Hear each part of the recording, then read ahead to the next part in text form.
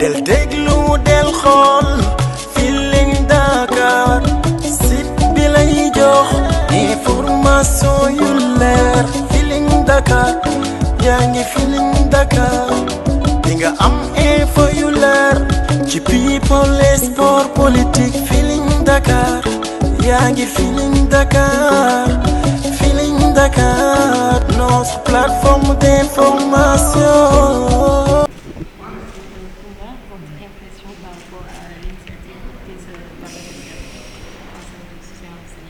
Écoutez, je suis à la fois profondément touchée, émue et respectueuse de ces femmes pour le travail fabuleux qu'elles font pour les victimes, pour les malades, très reconnaissante de leur engagement à elle, à toute son équipe, à toute l'équipe de la LISCA, pour le travail fabuleux qu'ils ne cessent d'abattre pour rendre meilleure la vie des femmes. Et je suis aussi, je disais tout à l'heure, très très émue parce que j'ai pu, à travers sa présentation, me rendre compte, même si je le savais, mais vous savez, quand on voit quelque chose à distance, c'est toujours différent de quand on est proche, voilà, de ce problème. Et j'ai pu me rendre compte à travers sa présentation combien les femmes souffraient à cause de cette maladie. Moi-même, dans ma famille, dans mon histoire, j'ai eu une personne proche, voilà, qui a disparu à cause du cancer du sein. Donc je sais ce que c'est que cette douleur. Et c'est pour toutes ces raisons-là vraiment que j'ai voulu leur témoigner ma solidarité, leur témoigner mon affection, leur témoigner surtout mon admiration parce que je suis réellement très admirative du travail qu'ils abattent tous ensemble pour rendre meilleure la vie des femmes. waaw man am naa mbégte gu rëy mais aussi mën naa ni métit à la fois bu rëy pour ñëw fii tey ndax xam nga ni tawat moom ku sañoon doo ko gis ku sañoon leneen ngay gis mais gannaaw loolu dama am fierté bu mag ñëw seet si leen fii tey ñoom waa LISCA di leen association cancer du sein Sénégal plutôt pour féliciter leen ci seen liggéey encourager leen ci seen liggéey dooleel leen ci seen liggéey loolu nag li ko waral mooy fànn yu bëri bu njëkk bi moo di dama di jigéen te jigéen moom xam nañu ni tawat ji moom la ëpp lu muy faagaagal ci sunum réew ak ci àddina de manière générale beneen bi it di jigéen mooy ki nga xamante ni nii dafa bëgg boppam bëgg hygiène de vie am bëgg yaramam ba lépp loo xamante ni nii jóge na ci rek dafay daal di wàññi dooleem moo waral bés bu ne ñu gis jigéen ñoo xam ne nii bu ñu xasee dagg seen benn cër rek rawatina sa ween wala dara ci tawat yi di cancer dafay nekk loo xam ne psychologiquement déjà dafa metti te gis nañu jafe-jafe yu bëri yi nga xam ne da koy faral di indi ci couple yi ndax gis nga ni léeg-léeg jigéen bu nu ko wàññee weenam rek wala ñu wàññi cëram couple bi day daal di am problème ndax borom kër ga du ko taxawooti taxawaay bi ca war te même bu ko borom kër gi dee taxaw sax moom psychologiquement comme yëg na ci yaramam ne am na lu ci wàññeeku dafay mel ni kooku ñuy joxoñ bu ko defee dafay sentir ni am na lu manqué ci moom lu tax toujours dafay manqué assurance voilà ba tax na daal vraiment moo waraloon ma teew fi tey di it am fierté bu mag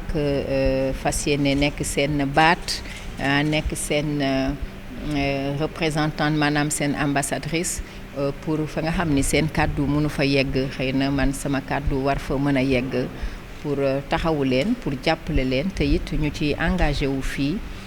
ci lépp loo xamante ni nii war nañ ko ci mën a def rek pour jàppale leen ci ñu def ko ba du ñu ne de cancer du rayati benn jigéen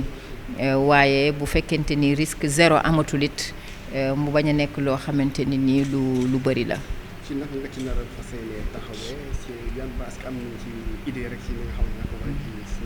war a taxawee si waaw ni ñu ci war a mën a taxawee kay mooy déjà ni ñu def nii tey voilà ni ñu def nii tey ak sama staff yëpp sama collaborateurs yi taxawal suñu jëmm taxawal suñu tur jël sama tur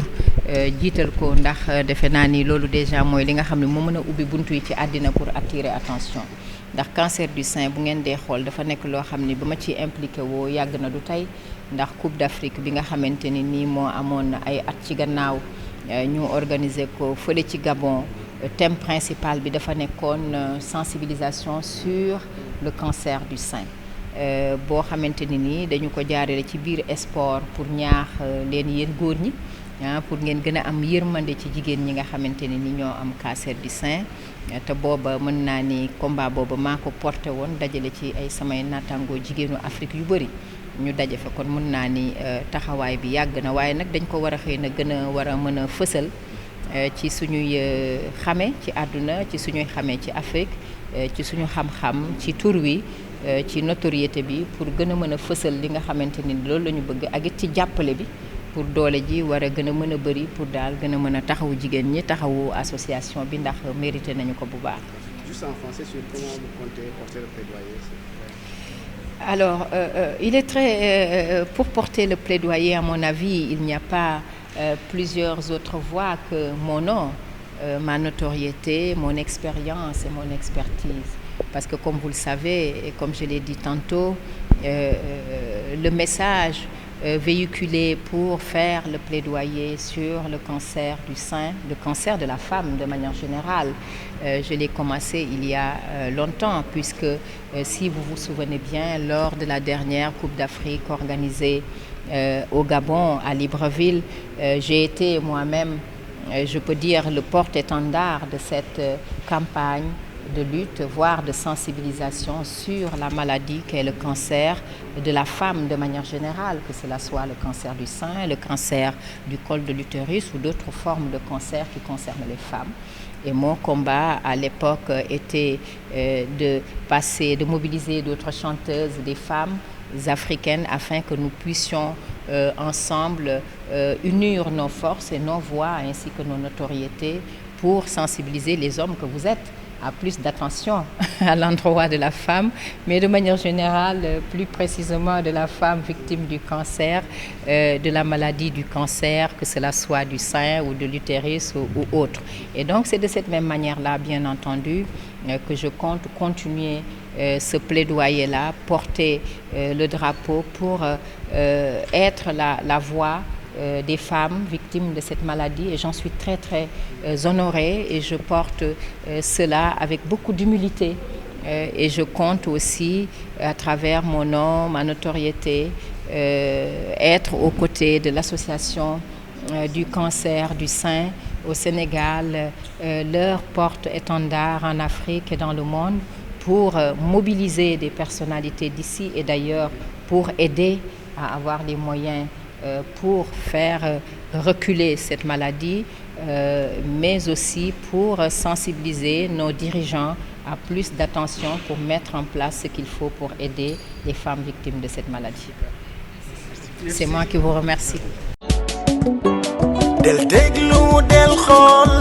Feeling Dakar site bi lay jox information yu leer Feeling Dakar yaa ngi Feeling Dakar di nga am info yu leer ci people et sport politique Feeling Dakar yaa ngi Feeling Dakar Feeling Dakar notre plateforme d'information